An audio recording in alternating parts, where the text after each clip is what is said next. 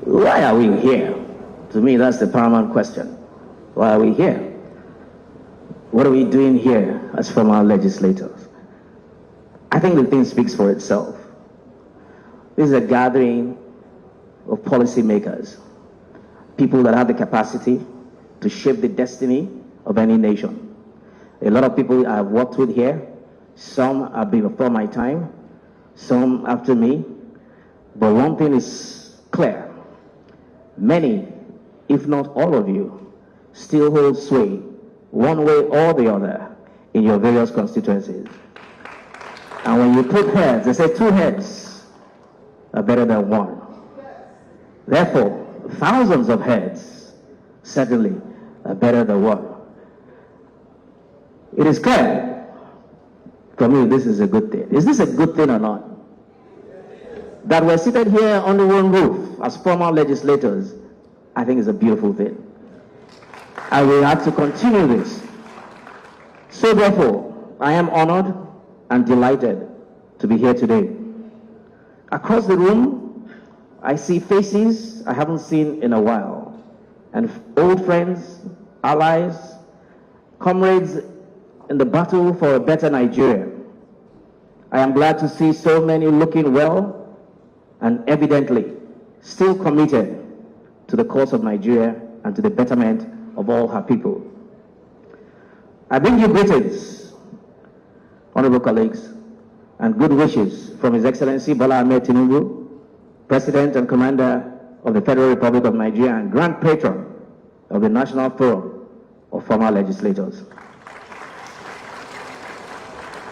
On his behalf, I will speak to you briefly today on the imperatives of ensuring national unity, especially at this critical moment in our national history, when we are dedicated to a comprehensive effort of national renewal anchored on structural reforms to essential sectors of our national life, sustained investments in public infrastructure, and targeted interventions to boost human capital and development.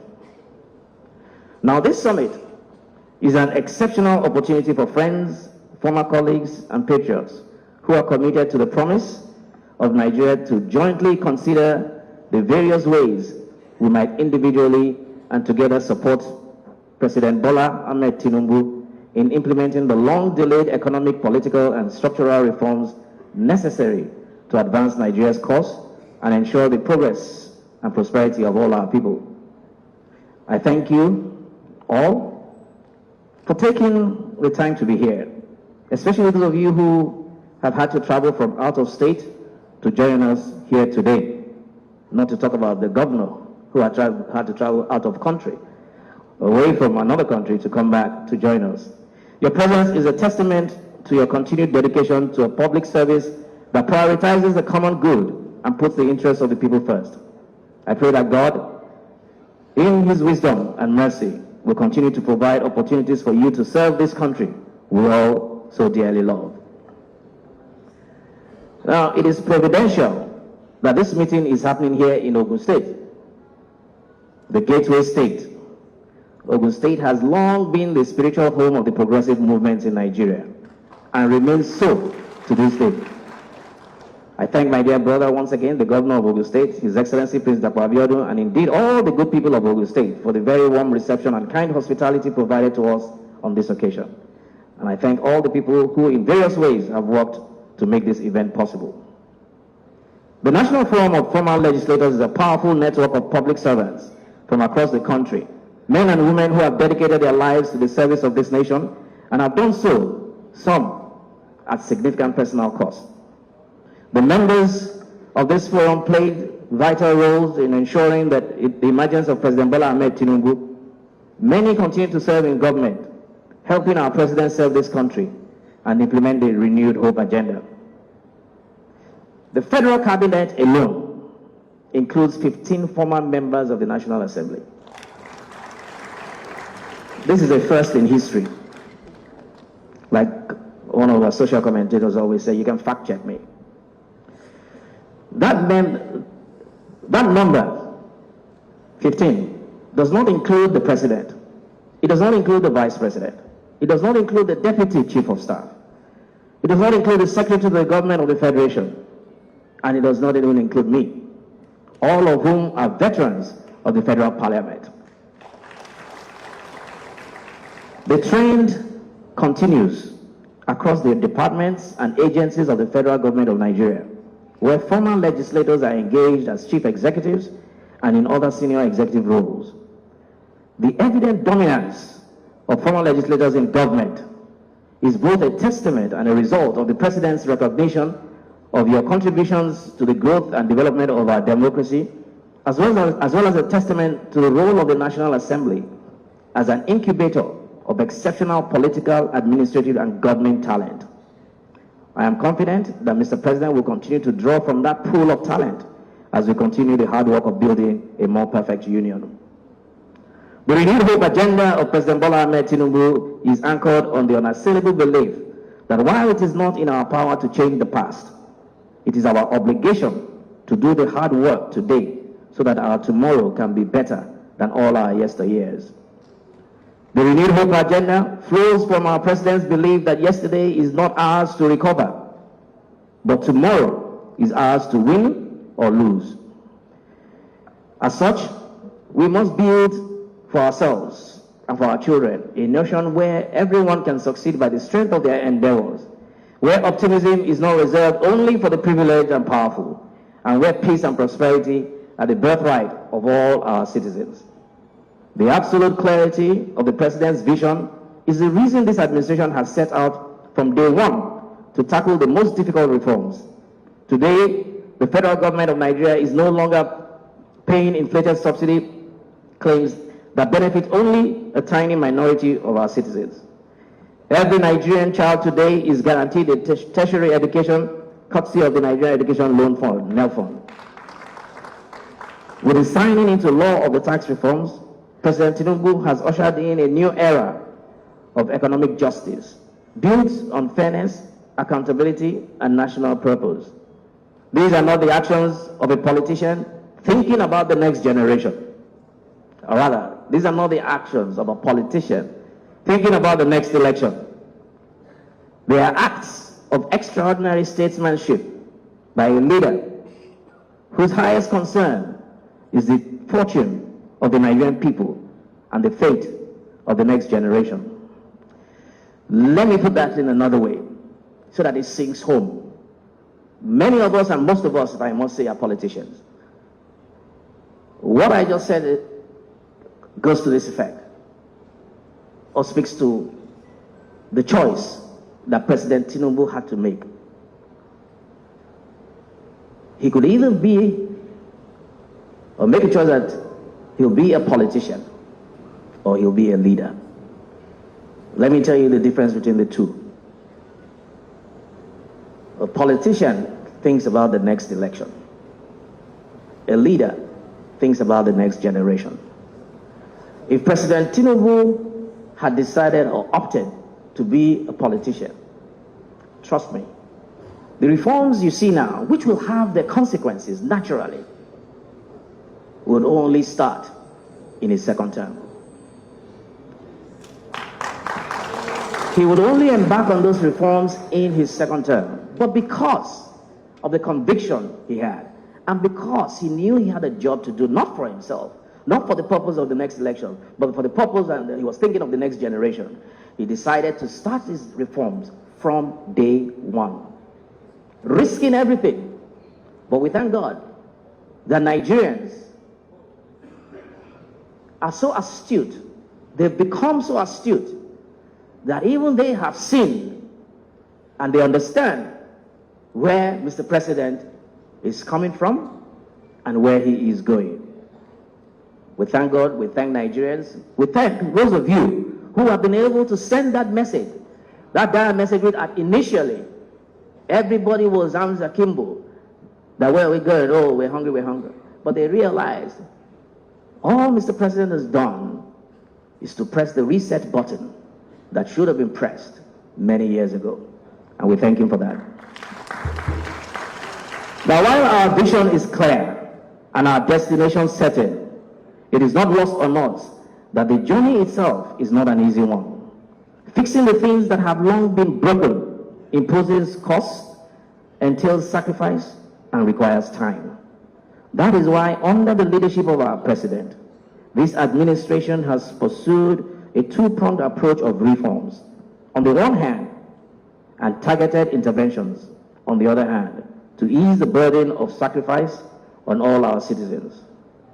Amidst these efforts to mobilize the resources of Nigeria and galvanize the confidence and capacity of all our people to achieve the highest promise of our nation's founding, it has become evident that there are those who, for the sake of politics and ambition, remain determined to turn our eyes away from our destination.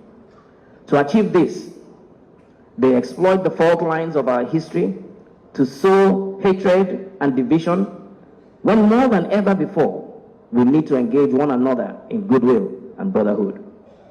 Nigeria is a country blessed beyond measure, with over 200 million citizens, more than 250 ethnic groups, and a rich diversity of languages, traditions, and religions.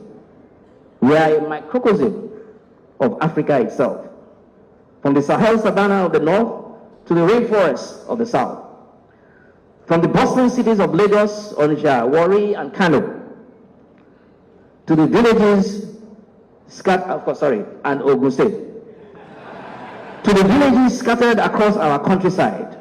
Nigeria is a land of promise and potential. Yet, our greatest challenge, and indeed our most significant opportunities, lie in how we manage our diversity to create a united, prosperous, and stable nation. National unity is the sine qua non for national development. If there is no national unity, there can be no national development. Where there is no peace, there cannot be progress. National unity is not the absence of disagreement. Disagreements are part of the human condition. However, national unity defined as an active commitment to live and work together in peace ensures that every disagreement doesn't devolve into an argument, and that even when we argue, we don't do so from a place of fear, anger, resentment, and naked appeals to our worst instincts. Our differences are not a weakness, unless we choose to turn an asset into a liability. Our diversity can be a unifying force. We can draw strength and inspiration from the scintillating variety of culture, music, arts, and traditions that we have here and that are so greatly admired across the world. Unity does not mean we must all think alike. No, far from it. It does not mean we must all vote alike or worship in the same way. But it does mean that we must agree on one thing.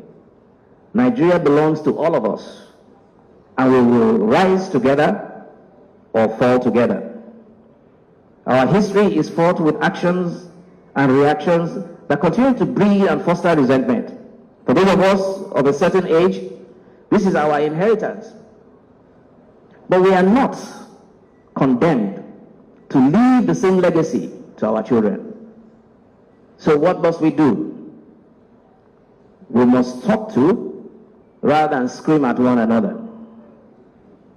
We must listen to rather than hear one another. We must forgive whatever age-long grievances for the sake of our children. Nation building, as I've always said, is a joint task. That task goes beyond building roads, bridges, schools, and hospitals. Nation building is about forging a sense of common identity and purpose among citizens. It is about nurturing institutions that are fair, transparent, and just. It is about creating opportunities for all citizens, north, south, east, and west, to thrive regardless of their background. Nation building is about ensuring that in the application of our laws and in our ordinary interactions as citizens, we reflect due reverence for the traditions, religions, cultures, values, and institutions of others, recognizing that people hold dear those totems of identity and will always respond in terrible ways when they appear to be threatened, appropriated, or otherwise belittled. Nation building is a continuous process from one generation to another. We are engaged in a never-ending process of defining who we are and what matters to us. Nation building is not the work of government alone. Every citizen, every institution, and every person here at home or in diaspora who has a stake in the Nigerian project also has a responsibility to help build this nation. Yes, the government has an obligation to lead the way by modeling the outcomes we wish to see and become part of our national culture. That is why the administration of President Bola Ahmed Tinubu, as a matter of policy and practice, is committed to a governance that is fair, transparent, and inclusive.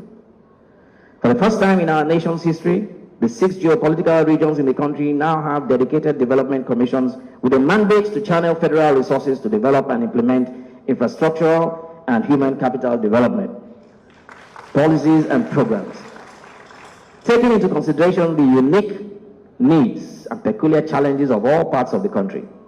For 6 decades, we have lifted a one-size-fits-all approach to governance, and it hasn't worked.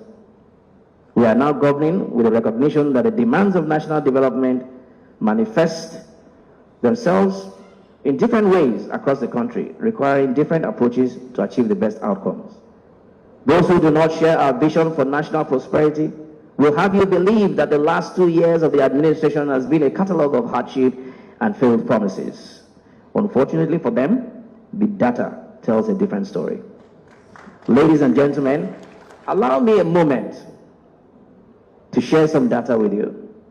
According to the World Bank's Nigeria Development Update, titled Building Momentum for Inclusive Growth, Nigeria's economy expanded by 4.6% year-on-year in the final quarter of 2024, pushing annual growth to 3.4%, its fastest pace in a decade. Nigeria's fiscal deficit narrowed sharply from 5.4% of gross domestic product in 2023 to 3% in 2024, driven by a surge in federation revenues, which rose from 16.8 trillion in 2023 to an estimated 31.9 trillion in 2024. These developments are, of course, a consequence of President Bola Ahmed Tinubu's reforms. The Purchasing Managers Index, PMI, a reliable indicator of economic activity, remained above 50 points between January and May 2025, indicating